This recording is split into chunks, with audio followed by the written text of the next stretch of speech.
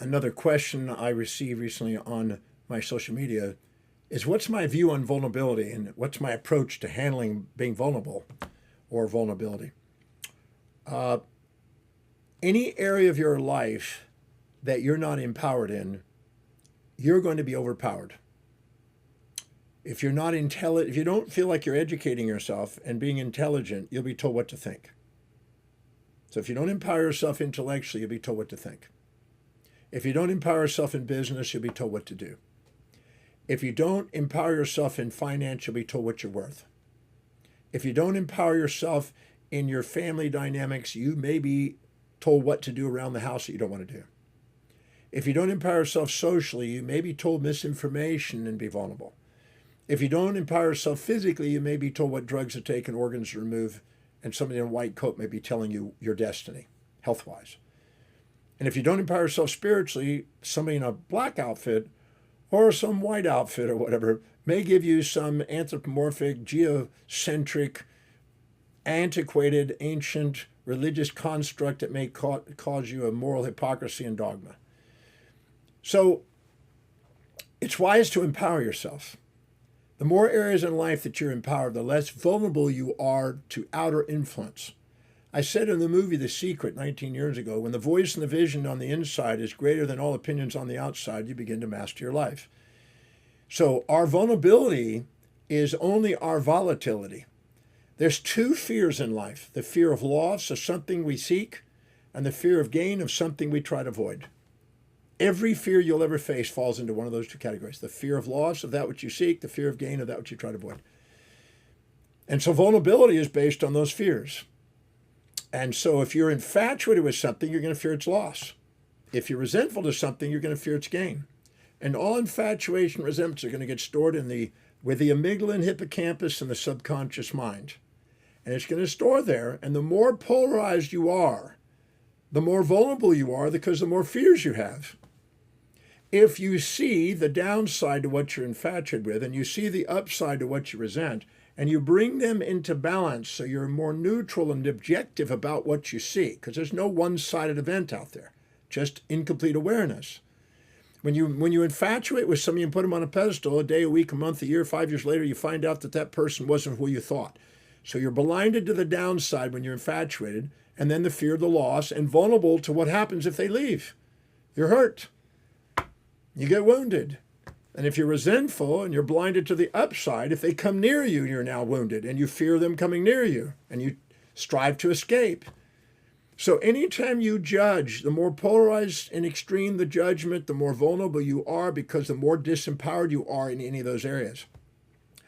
So if you're infatuated with information or resenting information and believe that this is good or this is bad information and are highly polarized with opinions, you're going to be vulnerable in your intellectual thinking. If you're infatuated with the people at work or resentful of the people at work, the same thing at work. If you're infatuated or resentful in finance and infatuated with money or resenting money and thinking it's evil, you'll be vulnerable with there.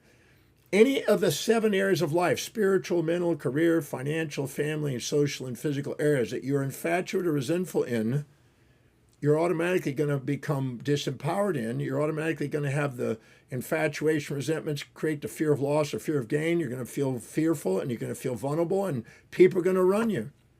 Because any of your life, you don't empower, people overpower. And the people overpower are not your enemies. They're actually your friends to make you frustrated enough to go and get yourself integrated and empower that area and to balance your equation. You know, in my program, The Breakthrough Experience, I teach a method I call the Demartini method, and it's a method on how to take those vulnerabilities and neutralize them. So you're more stable, more objective, less emotional, less volatile, less frightened about life. And then what everybody does on the outside doesn't mean anything, because you're able to see both sides of it, and it doesn't make you react with avoidance or seeking responses. It's the amygdala, the subcortical amygdala, where all the valencies and high polarities and fears and all that live. And it's a survival mentality. If you balance out your mind and know how to ask questions, equilibrate your perceptions, you become empowered and centered and don't let the world on the outside run you. You let the voice and the vision on the inside guide you. And you're mission-oriented instead of the passionate volatilities. And therefore, you're empowered, and things outside don't make you feel vulnerable. You're only vulnerable to the area that you haven't empowered, and you have imbalanced ratios of perception, and you're allowing the outside world to be infatuated or resentful, that create the phobias, that then are feedback mechanisms to guide you back to the center and authenticity and back to where you really are empowered.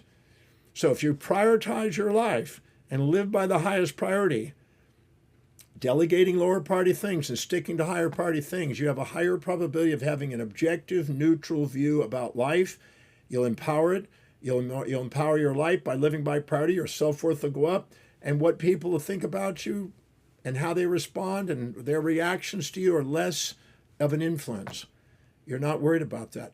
So give yourself the power to be yourself, and empower those areas and balance out your equations. Come to the breakthrough experience. Learn how to do the Demartini method so I can actually show you how to neutralize the misperceptions that disempower you.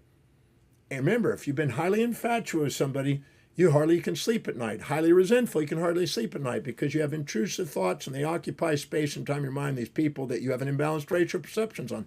And therefore you're disempowered, and it affects your health and affects your mind.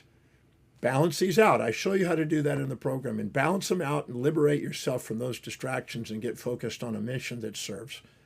If you do, you empower your life and you won't even feel vulnerable.